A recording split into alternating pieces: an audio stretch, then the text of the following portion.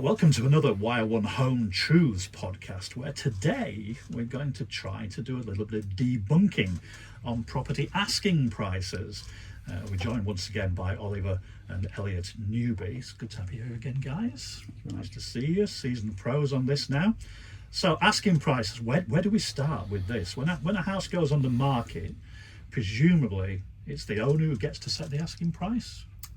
Absolutely, yeah. I mean, it's as simple as that, isn't it's it? as simple as that. Yeah, Move on. Yeah. I mean, clearly we're invited to come and see you, and we're the experts in the field. But I can, and Elliot and my colleagues can only advise on what the market is suggesting your house is worth, and with experience of past sales, helping you understand what the value of your home is. Asking prices and values are two different things, and I think that's what's important to get across, really. So what do most people do then? Do they go to a whole load of agents and say, and then go with the one who thinks it's the highest? I don't know. It's been a lot. I have to say, it's been a long time since I sold a house. So, how does it all work these days? What do most people do? Most people will get 2 or 3 agents to see them. Probably agents that they've maybe sold with in the past, agents that they see regularly around their area, and quite possibly the agent that's selling properties that you're quite interested in buying. That would be a pretty standard process. The nice thing about 3 agents is that you will get a mean figure from those agents, but those figures can often vary considerably. The main process would be to invite a couple of agents to come and see you, and hope that the advice that you're giving is consistent. So, is it all about testing the market then with a price? Is that what it's about? Is that a right phrase to use? Testing the market? Well, I think in my world, rather than Elliot's, as we've spoken about on previous podcasts, it's a lot of emotion involved. So because you're actually, it's an interesting point. Before we kind of answer the question, you're on the residential side of it, Oliver. So is there more passion involved in residential selling than there is in commercial selling? Are you just selling boxes, Elliot? Pretty much, yeah. That's me. Yeah. I mean, look, I think we will probably agree that there's a little bit more emotion in residential sales. It's your home, isn't it, at the end of the day? So we're not it's not just an investment, and that's the key element to this. But I see a lot of emotion and hope, and we all want our castle to be worth as much as we possibly can. It leverages where we might be able to move to in the future. But to answer the question, I'd say there's a lot more emotion in residential sales. There should be, there ought to be. Sometimes really it bleeds through. But Oliver mentions a really good word there, which I think is quite important to understand, and that's worth. The word worth. Somebody's house is worth something to them, and it may be worth something to a buyer, but that doesn't necessarily equate to value. Somebody that's lived somewhere that's got an emotional connection to somewhere is likely to add an additional value over and above its market value, which obviously would be defined as worth. So that's a really important consideration. And it's not ultimately, it's not wrong. If it's worth something to you, that is completely valid. But if it doesn't stack up against effectively market value, that's when difficulties can arise. Do you think that people do have a kind of, I was going to use the word inflated opinion of what the value of it is? Are people disappointed, or are they realistic about it? I've got every sympathy with people, because your heart and soul's gone into a lot of your home, and if you spent £25,000 on a kitchen, in your head that's added £25,000 in value. The education we have to offer to people regularly is, what have you taken out? Because if your house was worth £300,000, there was a value of that £300,000 that had a kitchen in it. What was that value? Was it a 2-year-old kitchen, or was it a 12-year-old kitchen? Was it a 25-year-old kitchen? Because if it was a 25-year-old kitchen, then if you're investing that kind of money into the home, there's a higher chance that it's going to add that value, because it's been devalued by a poor quality kitchen in it.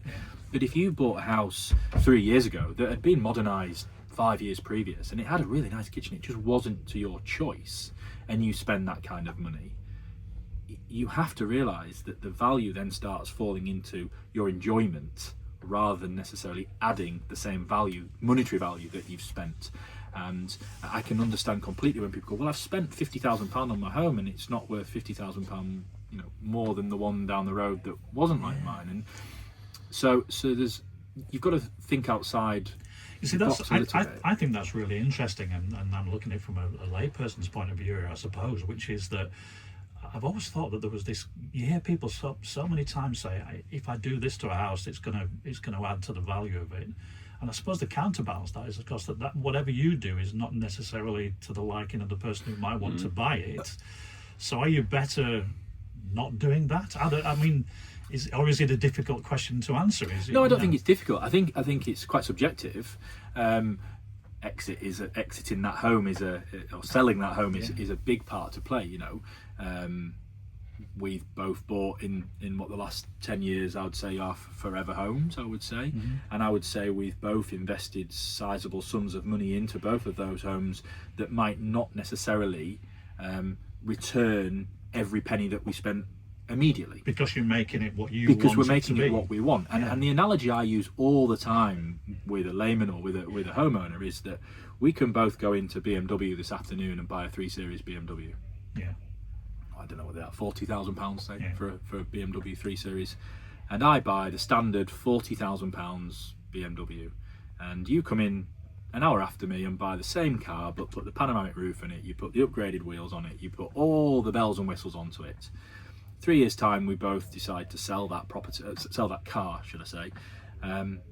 I don't think yours is going to be worth the additional money you paid higher than mine is. I see what you mean.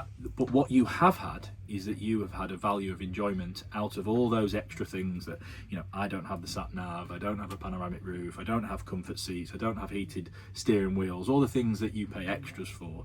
And it seems when it comes to, say, renovating a kitchen, is that, you know, you can go down to Howden's just down the road here and choose a lovely kitchen, and it serves every purpose that you require it to serve. Elliot goes into Howden's a week later and buys a tap that produces sparkling water and hot boiling water. He has granite worktops, he puts self-cleaning ovens in there, he puts all the mod cons in. When he comes to sell that property, there's clearly going to be a saleability element. It's going to be far more saleable, but is it going to return all the additional costs? In my opinion and my experience, no. So I know we're slightly going off at a tangent here, but I find this really interesting. Are there some things that you would advise people to do to a property before they put it on the market, maybe not the cosmetic things we've been talking about?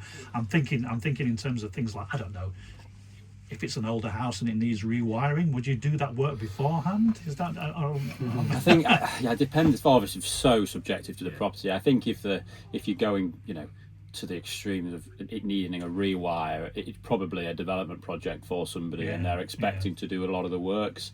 I think if it's the other end of the spectrum and it's, you know, it's a nice house, it's just maybe a little bit tired, then maybe spending some, you know, modest money on redecorating and potentially putting new carpets down will make a huge difference to people's first impressions. As Oliver's already said, residential is predominantly emotional focus. Someone walking through the door and it's, you know, smelling and looking fresh will last a long time when they're thinking about making an offer. But certainly if it's needing rewiring, I think you'd be leaving that to the next person. I think the advice that we have to give is very much again subjective to where that property's at that time. Because, you know, if I've come to see you and you've put a new kitchen and a new bathroom in, but you failed to redecorate the hallway and the carpet's a bit threadbare and the garden needs a good weed and and an edge and a cut the grass, they're the things that we will be strongly advising you. You've done all the hard work, you've spent all the hard-earned money, these things cost you next to nothing. These are things that you need to be doing. But if you're going into a property that, as Elliot alluded to, that needs full renovation, I'm not sure that I can advise anybody to rewire that property. I mean, that was probably an extreme kind of example I was giving there. But actually, almost the cosmetic things are really important then, are they? So in terms of what you've just said, even the basics, which is that if you're putting a property on the market, make sure the garden's tidy. Make sure that there isn't peeling wallpaper or whatever. It's just simple things like that which will give that first impression when people walk through the door. I say to all our sales teams, you know, this sounds really cliche, but we're selling a lifestyle. if you want a property that you can move into pretty quickly and not have to think about the next 6 weekends, you know, with your scruffs on, going down to B&Q, then sell that lifestyle, you know. And I think certainly with, you know, again, it's quite relevant to the market we're in right now, but with slightly increased mortgage interest rates, certainly the younger end of the market, those that are pushing themselves to move up the ladder, they are wanting a little bit more turnkey. And what I mean by turnkey is move in straight away. So having to redecorate or put new carpets in, all I think you're doing there as a seller is I think you're giving a buyer an opportunity to negotiate harder. And coming back to asking prices, yes, exactly, you know, exactly. that's really, really important. Exactly. You know, I think for me, getting your asking price right is absolutely key, and the stats do back that up. And the stats are that those that get their asking prices right sell in a third quicker time frame than those that don't. So that's never really changed in the time I've been selling homes. But I think asking prices are one thing, but what we all want as homeowners is the value, and asking price and value are two different things. So how do you go about this then? I'm just interested in this because so you will value a house for somebody who wants to sell it. Yeah. And then there's a discussion that has to be made about what the asking price is going to be, and the two things are not always going to be the same. Well, it's interesting actually, because we have to be careful as a business. We're a group of chartered surveyors as well as estate agents, and those two people do different things. But a lot of people will ring our office and ask for a valuation, and we're not actually going out to give someone a valuation. In most cases, we're going out to appraise your property and to give you evidence of similar homes that have sold for similar numbers. Valuation for me can only be dictated to by two people: buyers and banks, because banks are the ones that are going to lend money against your home. So when you need a valuation done, I believe that should be a chartered surveyor that's coming to value your home to give you a figure that would stand up in court or stand up with a bank. So my view is always let's look at what has sold, and let's look at the time frames between when that sold and where we are today, because sometimes there can be some long times between those two numbers. But let's look at stats and facts of what homes like yours have sold for, and then let's put my estate agent hat on and let's try and be as optimistic as we possibly can be while staying within realism. So have you almost got a kind of a trade-off with the person whose house you are trying to sell in terms of a negotiation with them as to what the price is actually going to be? Not in the main, no.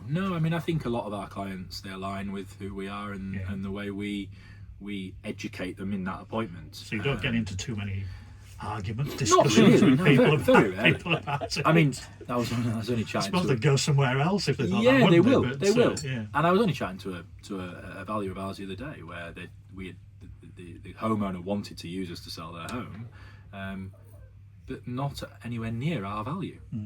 And we as a business are working on a no fee basis, and if we don't sell your home, we don't get paid.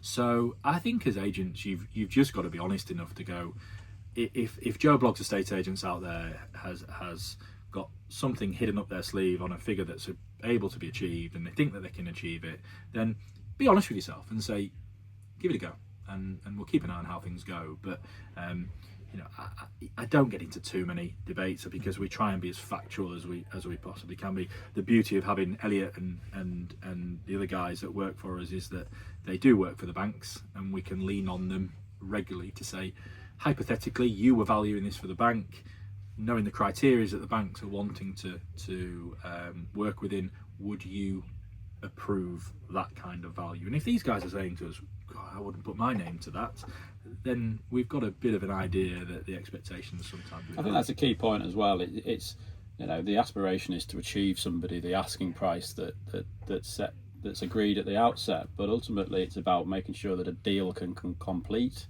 It's all right agreeing an asking price with a buyer, but if that buyer has got a bit carried away, which often happens, they fall in love with a property and they offer based on heart rather than head. Again, it goes back to the worth conversation. the surveyors coming in to give a market value, which is basically saying this is what the market on average would give, rather than just someone that's got a bit carried away. So we've got to be certain that asking price does broadly reflect what the market should pay. I think it's interesting to say, Dave, is that in 25 nationally, only a little bit over 10% of properties made asking price. Wow. Now that is a statistic. And it was a stat that surprised me. Doesn't reflect us in York, and I don't think our counterparts in agents in York, I think we're way higher than that. And last year as a business in our sales department, we achieved on average a little bit over 99% of our asking prices. So you're only having to negotiate a small amount. Now, does that show that we value homes correctly? I think that it probably does. But it was a fact and a stat that I saw that I just thought, gosh, that's a real surprise. So is selling a house the same as, I don't know, this is about bartering to some degree, isn't it? So is there an expectation that nobody's going to pay the first asking price that a house is on there? Is that the general way that buyers would view it? I think that's a timing issue. It is a timing issue. Absolutely. Does I'm going to use the word overpricing. Is overpricing housing in the long run not a good thing for the seller? Well, I think you put yourselves in the position of a buyer. If you've seen a property that you've fallen in love with and it's been on the market for a week, you're inclined to move quickly, aren't you? And probably offer as strong as you possibly can, which ought to be around the asking price.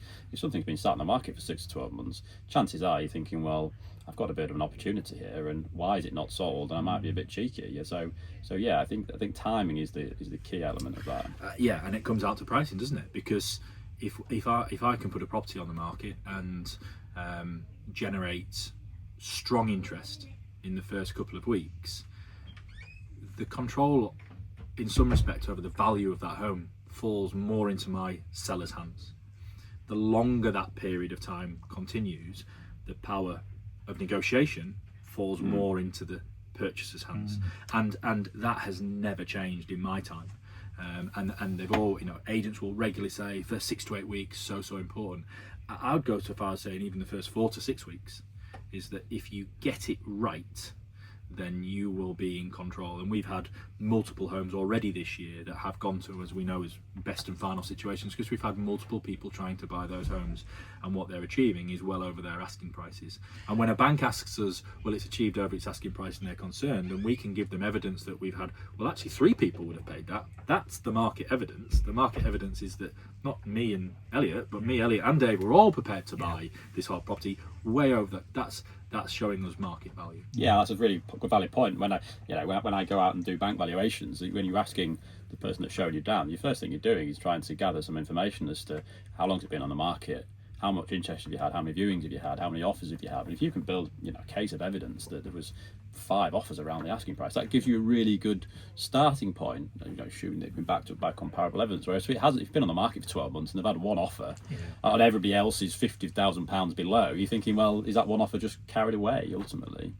So just talking about the process then, coming back to some of the basics on this. So the house goes on the market, you agree what the price is going to be, it goes on the market.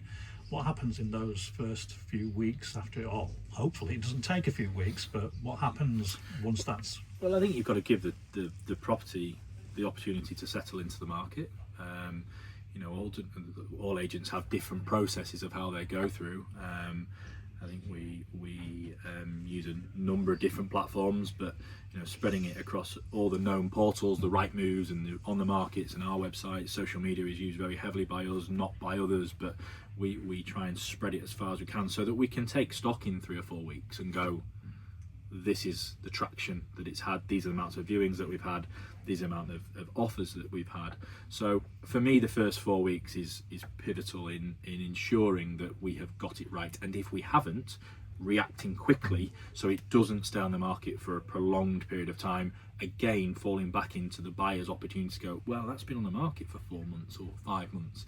That's the last thing that anybody wants, because we all know, whether it's property or any other sector, time is money, and the more time your property's on the market for, the less you're going to achieve.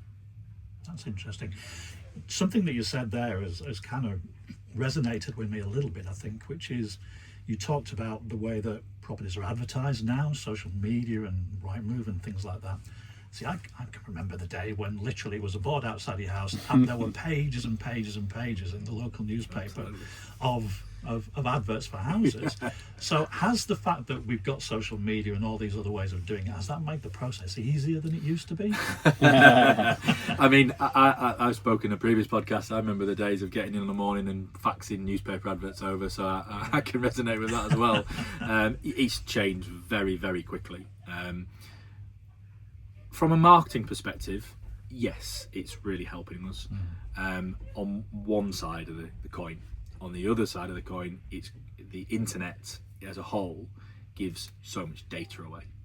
So, you know, let's say you were buying your house in York 25 years ago, you're moving up from London, you drive up and you see the board, you ring that estate agent, they come out and show you around, you get the sales particulars which are typed and, you know, pictures stuck on the front.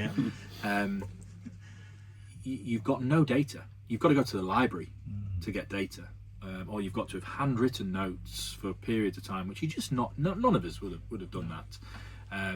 Whereas now, click of a few buttons and there is the biggest library in the world under a www. And what it's enabled is a lot of buyers, and I mean this with all respect in the world, but buyers are all experts and they all know what houses are worth because they can get very scientific on it. And it comes back to the question we're asking about residential or commercial, is that I don't think residential values for buyers are that scientific. You love the home, you fall in love with it, you can imagine having your morning coffee. That's what really matters.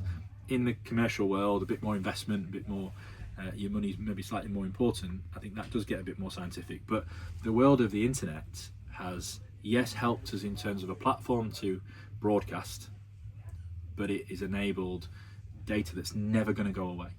Certainly not in our lifetimes. So, you know, even more so ensuring your asking price is important, because that buyer, if you had that house on the market 18 months ago and you didn't sell it, that buyer can find that. And they can go, if they really want to, they can go and find that and go, oh, hi Olivia, nice to meet you. Thanks for showing me around. Why was it on the market 18 months ago at this price and it didn't sell? It wasn't even on the market with me. It was on the market with a previous agent. But that's the pro and the con, and that's probably a podcast in its own right. It's an interesting topic, the way that side of it's changed. We need to do a podcast on that, I think. Absolutely. I'm really fascinated by that. But we won't go off at the tangent now, because I think we probably will come back to that at some stage in the future, because I think it's how that works and how the market has changed and the way that you advertise things has changed. I mean, the newspapers must be fed up that they don't get the revenue that they would have got from the advertising, but you'll be getting it for cheaper, I suppose. But going back to the kind of asking price side of things, then what's the difference, if this makes sense, in the outcome that you might get between a home that is priced, I'm going to use the word correctly, from one that's going to need reductions along the way? Again, and I had a quick look at this before we came to meet you, and one of the stats that I saw was a home that doesn't need a price reduction is 135% more likely to sell than one that does. Really? And takes a third less time to sell.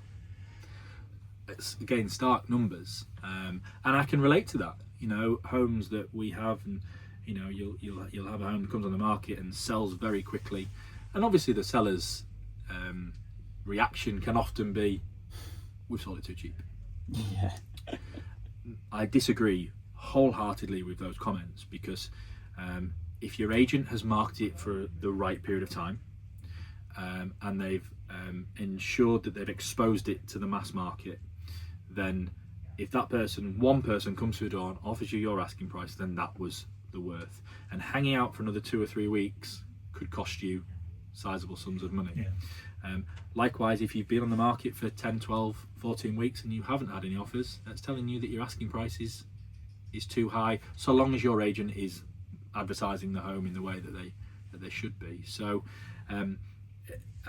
asking prices are very much dictated by the seller in the first period, but the value is completely dictated by a buyer and their demand. So what kind of advice would you guys give to a homeowner who's approached multiple agents, yourselves and 2 or 3 others maybe, and had valuations that are nowhere near the same, I suppose.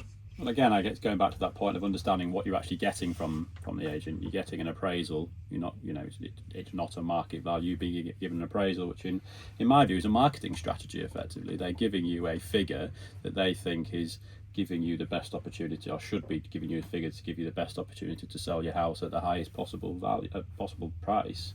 So that's the first thing to understand.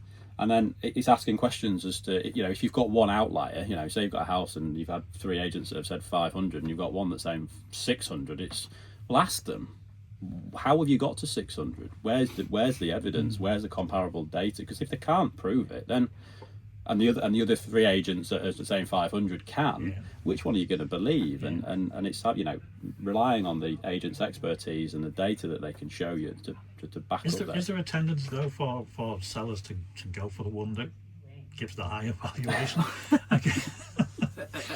Is that just a natural thing to happen? I mean, look, as we've alluded to another time, we all want our house to be worth as much as possibly can. I maybe go a step further than Elliot. My view is look at agents that sell your homes. If the agent that is giving you the high or the low figure, how regularly are they selling your type of home? And I think that's really, really important. If you're still not sure, then unfortunately the industry isn't transparent enough, and ask questions. How do your staff get paid? How do you get paid? And that's a real taboo subject. But unfortunately in my world there are guys that I compete against who get paid to win your instruction. Let that sink in. That's a different nobody thing. At Stephensons gets paid until it completes. So do you want an agent that's really batting your side, that's going to continue to bat your side until the end? Or do you want a guy that's going to come round, or a lady that's going to come round, and they get your ink on a piece of paper and they get paid by the company? Not necessarily by you as the homeowner, but their commissions are paid. There's even companies in York that don't pay their staff commission. So when it comes to who is going to work the hardest for your price, whatever the asking price is, they are questions that I believe you, as the individual who's going to instruct that company to act for you, I think you have a right to know, within reason, how you are going, where your money's going to go. And in my opinion, we interviewed someone last night, and a girl who applied for a job that we have, and she was paid to book valuations, not paid on completions. So the company that she's working for are incentivizing her to book appointments, and that just it blows my mind that no, we're salespeople here. We're here to sell. We're not here to book appointments. We can all book an appointment, but I want to be looking at it when my vendor goes, I'm prepared to accept that offer, and I'm going, great, but we might be able to get a bit more here, because that is my job. That is our job. And I make absolutely no apologies for that, because the more I make for Dave when he sells his house, the more me and my team get paid. And if that buyer's prepared to pay it and that bank's prepared to lend against it, then that was market value. So advice is important, but I think there's too many people that will look at it and go, well, they're the cheapest fee, and that's another subject in its own right, but that's the highest value. And has some of that come around because of the changes in the way the market is these days, in terms of social media and the accessibility of numbers? Anybody can set themselves up online to do it, I suppose, can't they? Whereas, I mean, we all know that there was a well-known company that branded themselves in purple. I won't mention their names, but they came in and I guess in a way reformed an opportunity for an entry level into the market.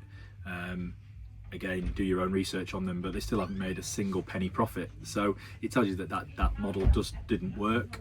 But I think what it did do is, certainly in the North Yorkshire market, is it made good agents come to the top, and those agents that were not prepared to maybe roll their sleeves up quite so much, they had to fight with them in the fee war. Whereas we looked at it completely, well, that's your really entry level opportunity. For us it was, no, we need to prove to our client how we are going to make sure that when that deal closes, we have got them the best price. There is definitely another podcast here in terms of the newspaper days versus the current days, that's for sure. Guys, we need to wrap things up, so just finally from each of the two of you then, let's get a golden nugget of information from each of you on how people should be able to price correctly. I think I'll start, I'll let you finish, El, but supply's rising, and I think that buyer demand has stayed quite consistent, and they're not economics that we necessarily want in a market where we will see house prices rise. So be really, really honest with yourself. You might have invested heart, soul, every penny you own into your home, but try and detach yourself from the home and try and look at it like you were the buyer again. And why would you pay £25,000 as an example more for number one than you would number three, which is exactly the same home, has the same facing garden, has the same kitchen, has the same bathroom, and if you've got agents that are giving you varying values, get them to prove where those values have come from. Ask them to provide you with evidence, and if they can, fair enough, but if they can't, don't fall into the trap, because ultimately experience will show us you will often end up achieving less than if you had gone with the sensible price from day one. Elliot? I'm not sure what I can add to that. I think yeah, that's what I was thinking. Nailed it. Yeah, I mean, it's again, like I said it earlier, it's understanding, what advice you've been giving and making sure that advice is sound and backed up by the data. Otherwise, you're going to fall short. Gents, that was really interesting. Thank you very much indeed for that, and we'll see you guys again on the next one, I hope. Thank you. Thanks. Thank you very much.